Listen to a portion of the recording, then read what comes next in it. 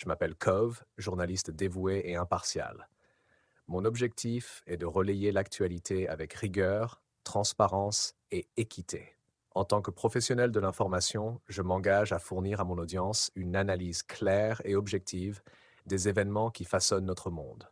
Mon rôle est de transmettre les faits tels qu'ils sont, en évitant toute forme de biais afin que chacun puisse se forger une opinion éclairée. Avec une approche qui privilégie la vérification des sources et la précision, je m'efforce d'être une voix fiable dans le paysage médiatique, offrant une perspective équilibrée sur les questions d'actualité. Que ce soit pour des sujets de politique, d'économie, de société ou de culture, je suis à l'écoute des faits et des personnes pour un journalisme au service de la vérité.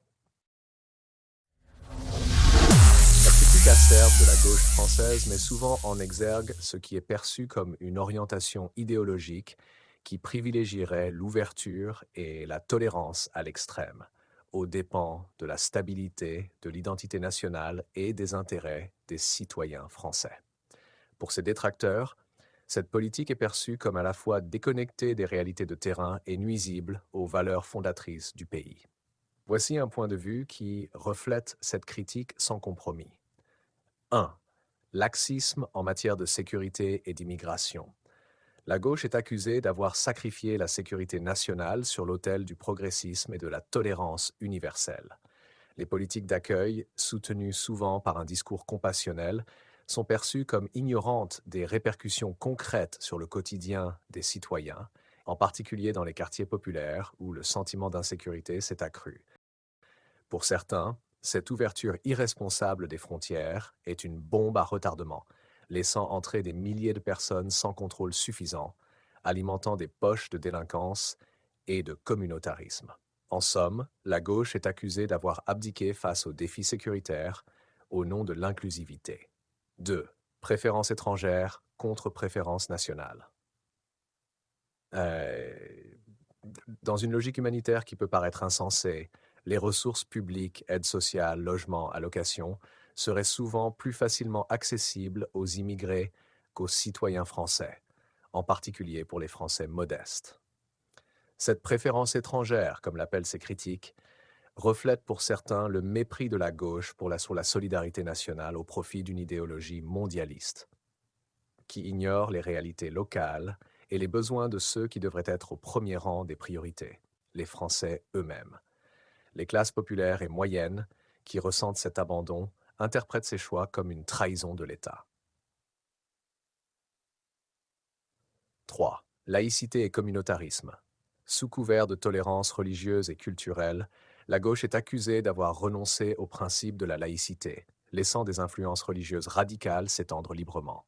En fermant les yeux sur les signes de séparatisme religieux, comme le port de vêtements ostentatoires ou les revendications communautaires, la gauche est vue par certains comme complice d'une montée de l'islamisme en France, acceptant de facto le repli communautaire dans certains quartiers.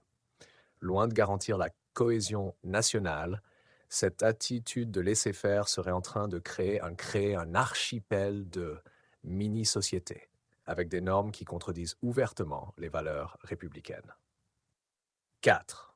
Culture et identité. Pour la gauche, la notion d'identité nationale serait un concept dépassé, voire toxique. Le multiculturalisme présenté comme une richesse est perçu par certains comme un mécanisme de dissolution des traditions françaises. Loin de promouvoir une assimilation harmonieuse, la gauche serait en train de diluer la culture française dans un melting pot où l'affirmation des identités étrangères primerait sur le respect de l'héritage national. Ceux qui défendent cette critique affirment que la gauche, en refusant de reconnaître la spécificité de la culture française, contribuerait à l'érosion d'une identité commune, privant les Français de ce qui les rassemble. 5. Économie et emploi.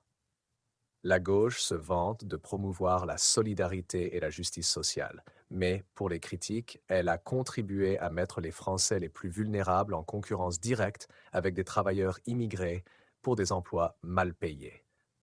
En refusant de réglementer efficacement l'immigration économique, la gauche a, selon eux, condamné les ouvriers et employés français à subir une pression économique intenable. Loin d'être une force protectrice, elle aurait en réalité, créer les conditions d'une précarité accrue pour les travailleurs nationaux. Résultat, un sentiment de trahison nationale. Pour les plus fervents critiques, la gauche française aurait mis en œuvre des choix politiques non seulement déconnectés des besoins réels du pays, mais aussi en opposition directe aux intérêts des citoyens.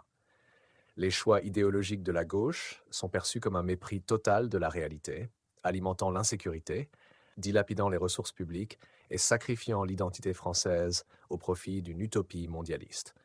Loin d'être une force de progrès, cette politique est, pour ses détracteurs, un danger direct pour la survie d'une France stable, sécurisée et fidèle à ses valeurs.